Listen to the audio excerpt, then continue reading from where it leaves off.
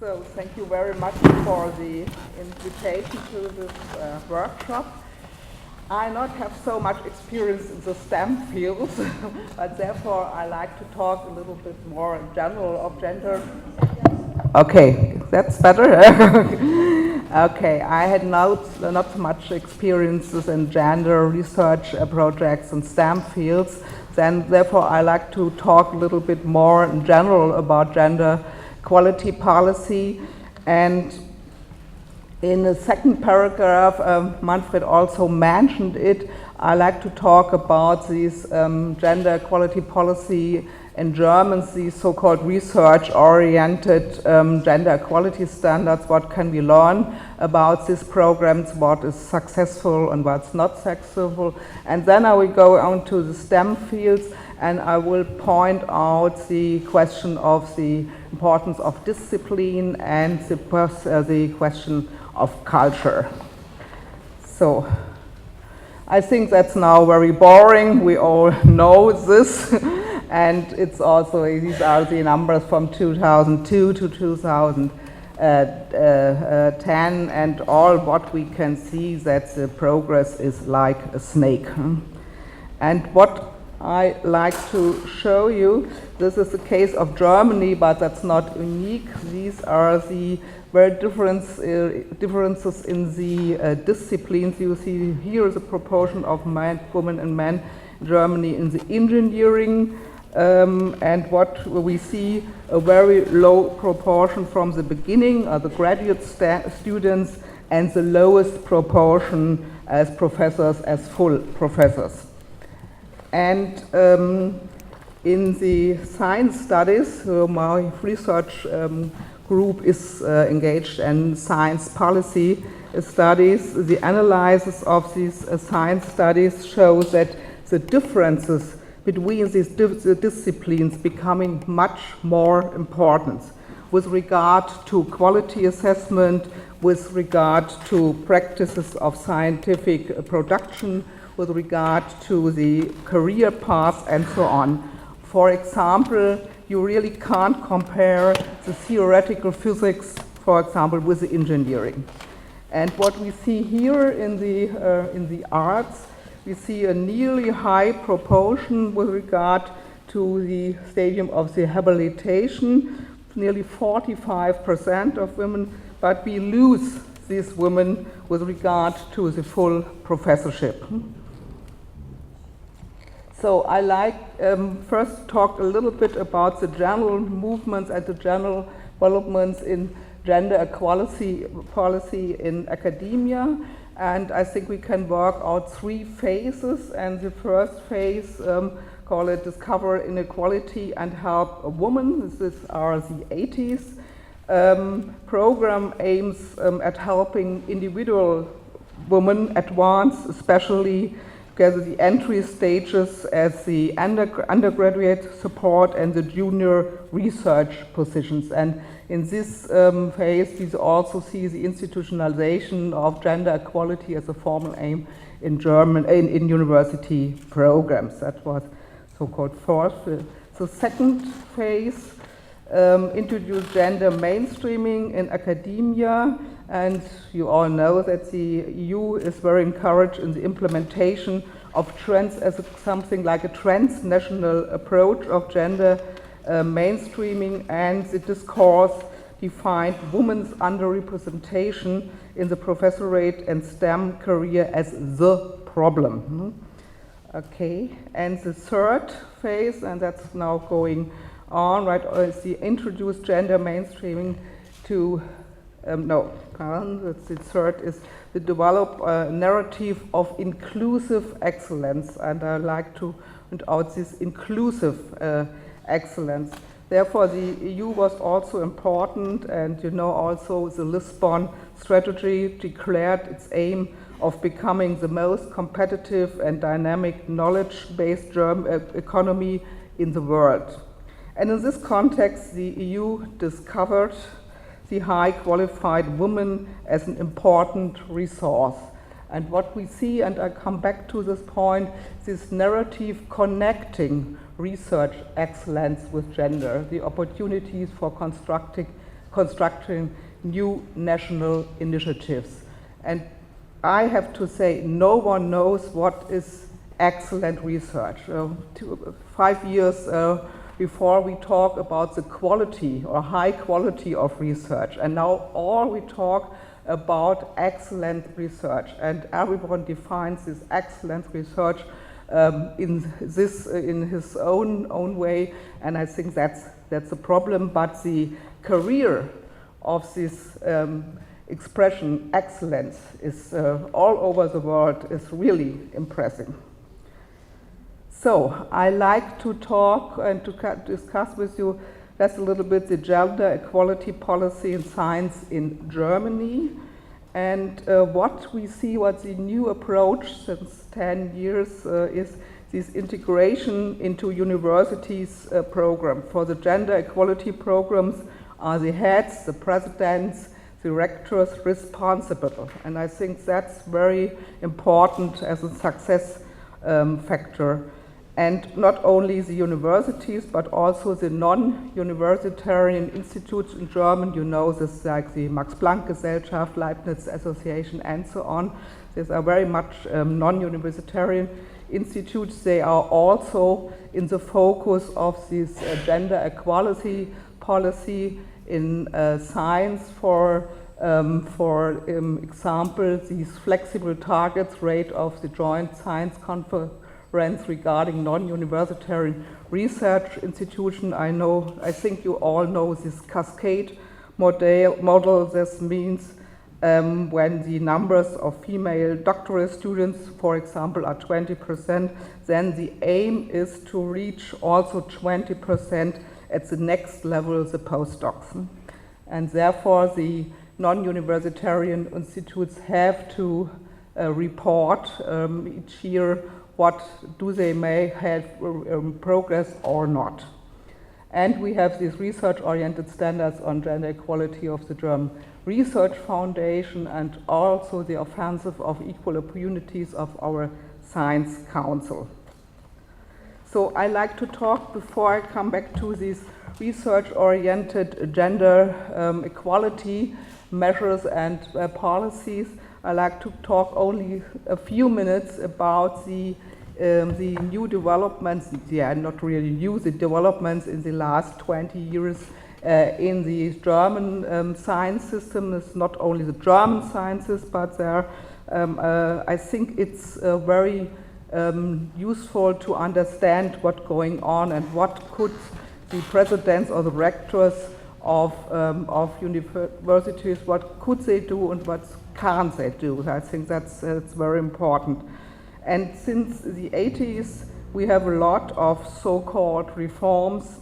They cover nearly all structures, all institutional settings, research and teaching, promotion of younger researchers, and so on.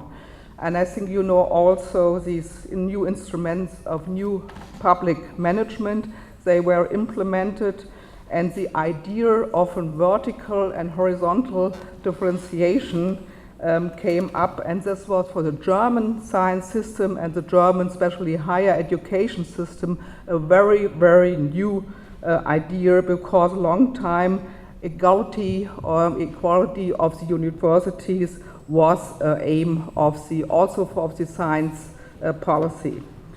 And I think these developments, these differentiation, and also the idea of a profile development of universities, for example, to be an entrepreneurial university or an international network university and so on, it's very, or it could be important for a new approach of gender policy.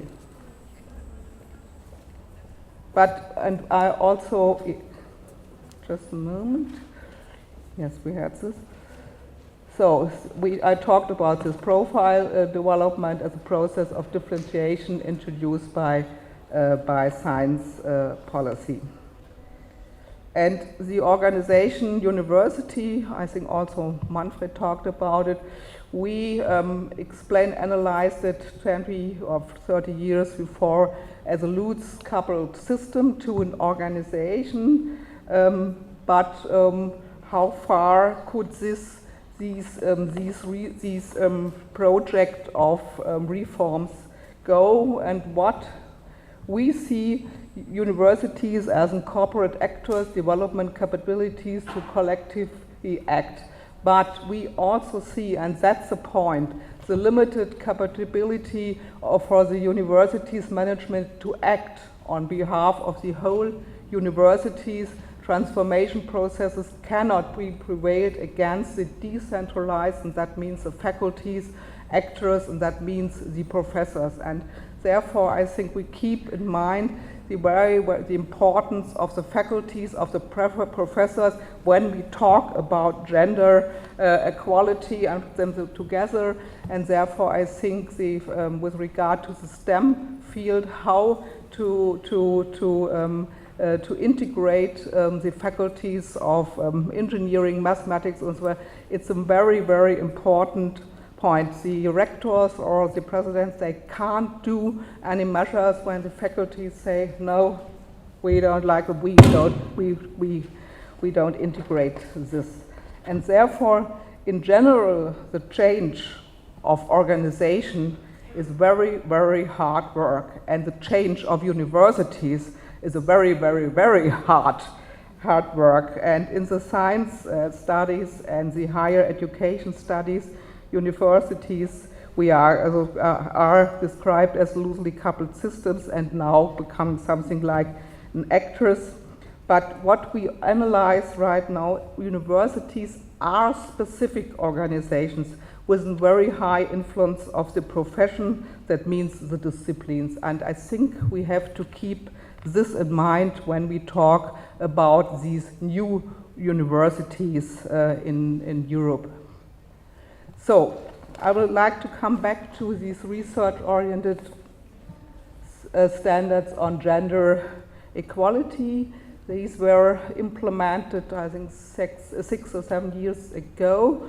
And what is very important, they are initiated and implemented of the German Research Foundation. And the German Research Foundation is the most very, very important for supporting basic research at the university. It's a much most important organization for the universities when they are applying for third-party funding research. And that's the point. Now these institutions are engaged in these questions of gender equality policy, and 10 years later, 10 years before, we had this discourse that's excellence on one side and gender equality policy on the other side. Don't put them together, that doesn't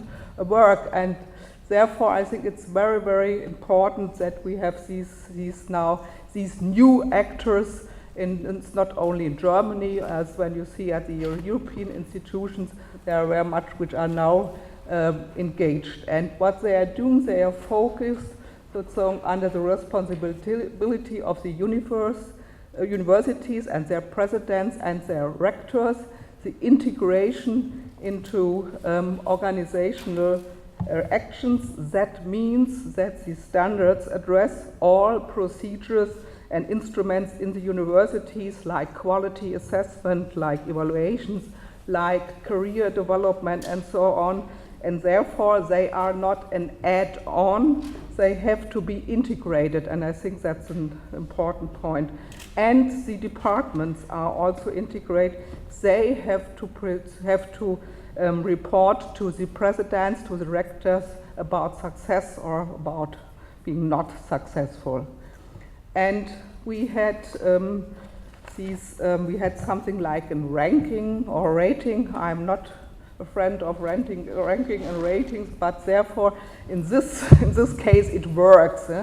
And we have 3 reports in this period of 2009 to 2013, and this classification. And this stadium 4 is the highest stadium, and we have no one in the stadium 1 as the lowest, and 21 universities could improve, but the development of the women's proportion is still disillusioning, especially regarding professorships. That's what the universities, they are very busy with regard to these research-oriented standards, and they are doing very much, they're integrated in all their processes and so on, but when you see the figures are not very good, and that's a problem. But I think that the 3 points, the responsibility of the organization, the university, management, and the faculty, and the point of reputation. Now we haven't this discourse also with regard to the excellence initiative. We have to put them together, and the actors of the excellence initiatives, also the presidents, they talk about excellence of female and so on, excellence of gender equality, equality policies and so on. That's really new, and I think that's a possibility to be a little bit more successful. So, and now what's with the STEM fields? I think all you know all this, but I want to show you only some figures. And very interesting are the national differences.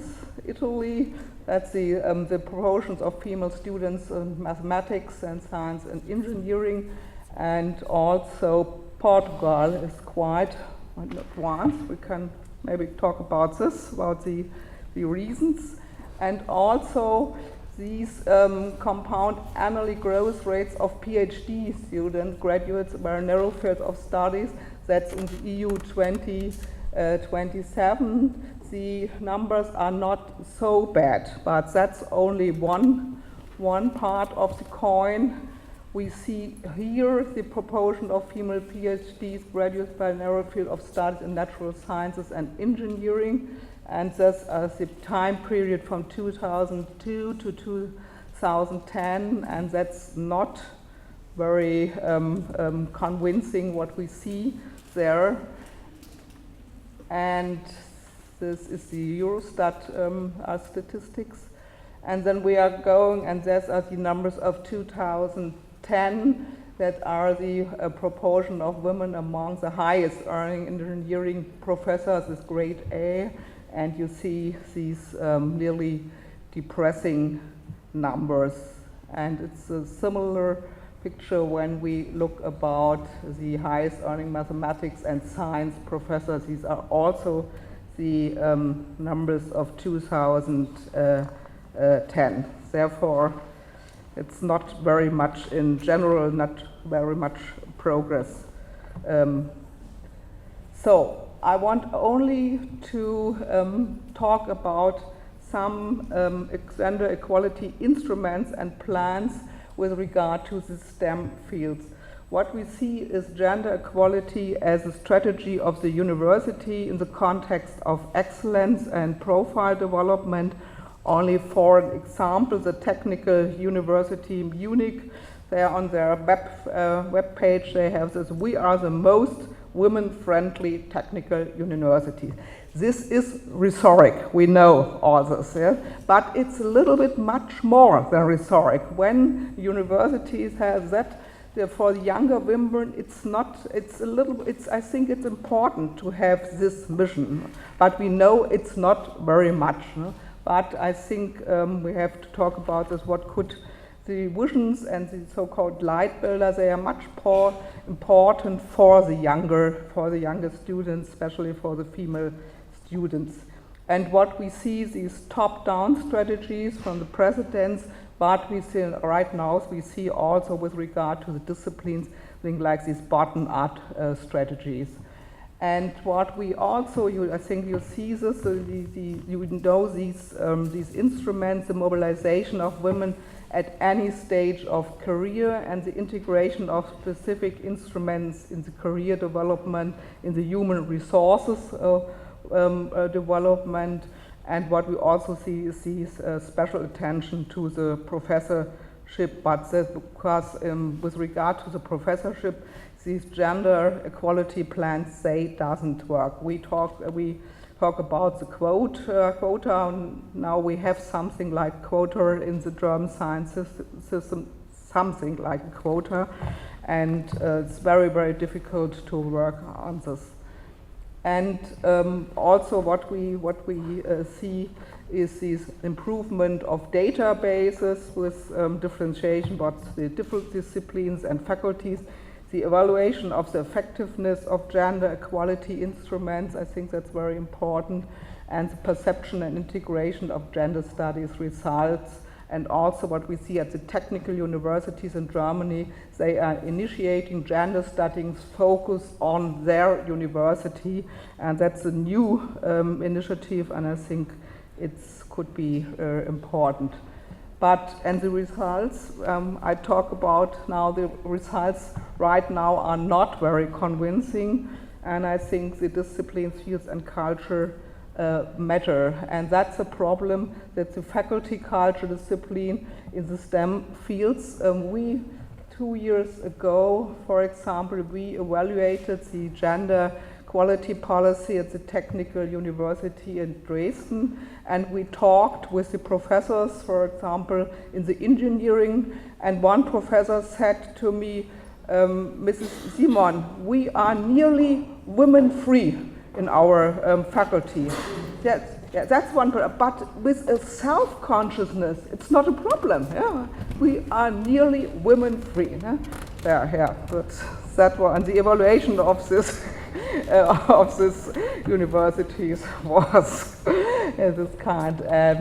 Therefore, now they have implement some interesting some instrument initiatives and procedures, and with special programs for women professorships. So, but we also see these doing gender, also the panel talked about this in the culture of technology, and that's for young women, for young interested students in the engineering and so on. It's a problem, and what we also see is the producing and reproducing gender stereotypes. And therefore, that I find very, very interesting. That's from the famous journal Science. That are the field-specific abilities belief, and the percentage of US PhDs who are females. And you see these numbers, and you see can see the faculty, the disciplines, and this is also the highest. The highest number indicate greater emphasis or brilliance on the right side. And there you see mathematics, physics, and so engineering, and so on. And there you see philosophy, and so on. And you see on the left side the numbers of the the US PhDs. And these are something like self-beliefs, and that's a problem. And nearly a similar picture when you compare with field-specific abilities, beliefs, percentage of US PhDs who are African American or Asian American. That's nearly a similar picture what you can see about the field-specific abilities beliefs. So, and now I like to think about one point from, we also, I think also one mentioned it in the former discussion. What we see and what we see there are some challenges and some developments, new developments in the disciplines, and what we all see, these grand challenges, the climate change and so on and so on. We do need interdisciplinary research, and now they also have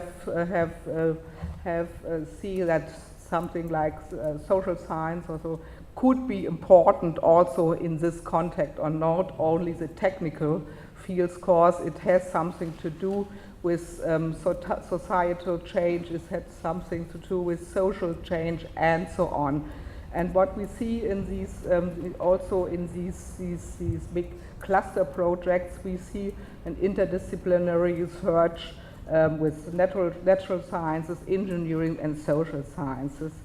And therefore we had this discussion about the interdisciplinary research in STEM fields and opportunities for female scientists. Thomas, I think you also mentioned this point, but I think it's a little bit dangerous. Maybe we have a new division. The females they are responsible for the societal aspects and the men are responsible for these hard technical facts. And therefore, I'm a little bit critical with this special point to think that these are special opportunities to change also the disciplines and engineering and the mathematics and so on. But we have to look what will.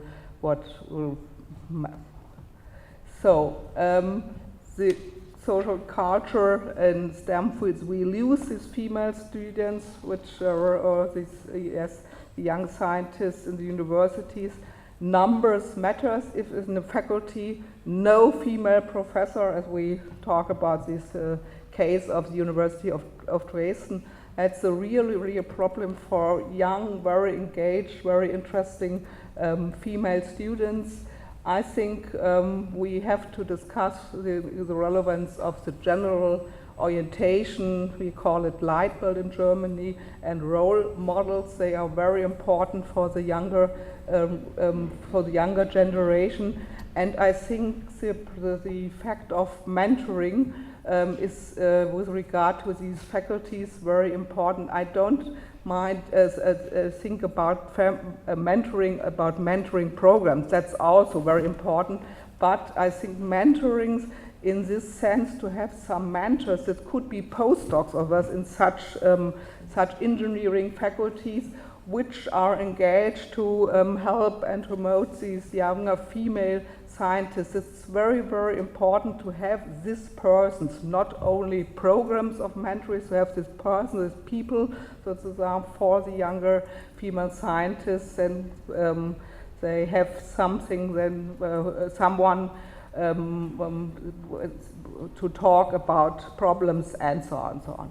To sum up, I think the differentiation and university profile development processes can offer a starting point for career development and equal opportunity policy in the universities. I have pointed out the importance of faculties and disciplines and the importance of the reputations of the organizations and the institutions which are engaged and promoted these programs, and also the importance of external initiatives and sanctions. In case of the research-oriented gender equality standards, the universities which are applying for so-called coordinated programs, and if there are not much female applicants, and so the universities, they are getting problems with these applications, and they have to work on this. Also, when they are not integrating gender studies or gender research in this specific fields. Therefore, sanctions matter. I think that's important. But with regard to the reputation of these institutions, I have to say not the actual situation is not very convincing, because the German Research Foundation said last year it's not our main task to promote gender equality policies, and now we have not these 2 years reports, and I think this initiative has now problems, and we will see what will happen at the universities. But that's a problem if you promote a program and then you say after 6 or 7 years, okay, thank you, it was very nice, and now another institution also has to work on this. Therefore, it's not very convincing, the actual situation. And to sum up also, I think the international European norms and national policies are important in this case. Last year I was in Tokyo in Japan and talk about also about these gender equality standards. And they are pointing out the role of the EU to promote something like gender mainstream. They haven't something like this in Japan or in these Asian country. And I think these transnational policies, they are important as background. But we need also, it was also mentioned the panel before, this cultural change, but how? And therefore what we see also in our gender studies, equality policies aims at a structural change of perception mechanisms of organizations, decision-making structures and processes that again and again leads to oppositions, contradictions and ambivalence. And therefore I thank you for your attention.